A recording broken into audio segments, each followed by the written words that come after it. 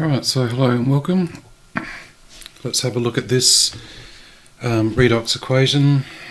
So we're going to look at two half equations and then we are going to put them together for a full equation. Alright, so here is the equation. We're looking at manganese going into the permanganate ion and this bismuth polyatomic anion going back to the bismuth ion. So the first thing we need to do is identify oxidation reduction. So the oxidation number is equal to the ion charge. So this is +2. Oxygen is always -2, so 3 lots of -2 equals -6. Something plus -6 equals the -1 here. So therefore oxidation number on bismuth is 5. This one is +3 because it's equal to the ion. Oxygen's always -2 unless it's with a peroxide, so something plus 4 lots of 2, which is -8, equals -1, so that must mean that the oxidation state there is actually +7. Alright, so let's have a look what's happening with the bismuth. So the bismuth ion is being converted into the bismuth monatomic ion.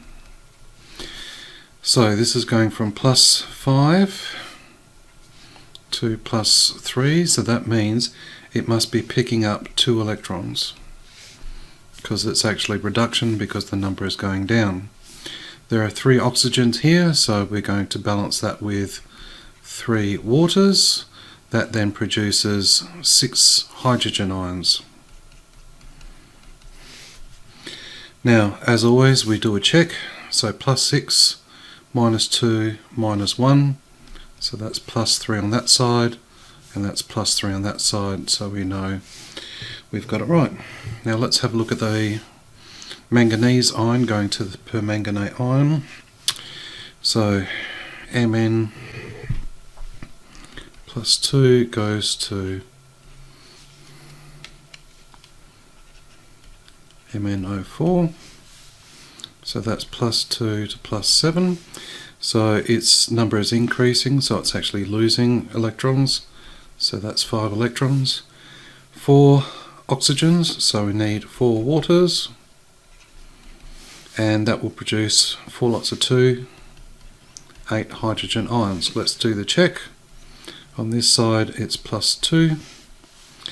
And on this side it's -1, -5, and then +8, and that equals +2. I should probably write it down there. Okay, so these are our half equations. So what we need to do is stick this half equation together with this half equation, and because it's electrochemical we need to balance the number of electrons. So there's no common factor between 2 and 5, that's very low, so it's equal to 10. So we're going to times this equation here by 5, because 5 lots of 2 will give us 10 electrons being consumed, and we times this by 2, because 5 times 2 is equal to 10. So the electrons either side are going to balance out. Alright, so now we're going to rewrite the whole equation, but everything's going to be times by 5. So 6 5s are 30, plus 2 5s are 10 are electrons, plus 5 lots of the bismuth ion, BiO3. And we're timesing it by 2, so 4 2s are 8, and plus 2 lots of manganese is going to give us 5 lots of the bismuth ion here, plus 5 times 3 is 15, plus 2 lots of permanganate ion, plus 10 lots of electrons, plus 16 lots of hydrogen ions.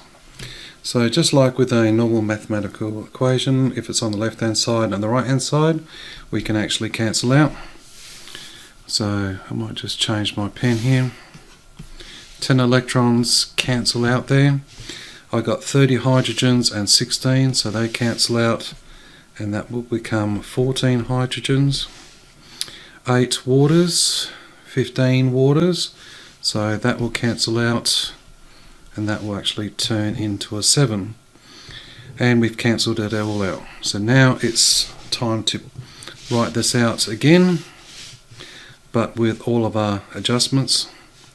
So 14 hydrogen ions plus the 5 BiO3 plus 2 Mn plus 2 gives us 5 Bi plus 3 plus 7 H2O plus the permanganate iron, which we should have times by 2.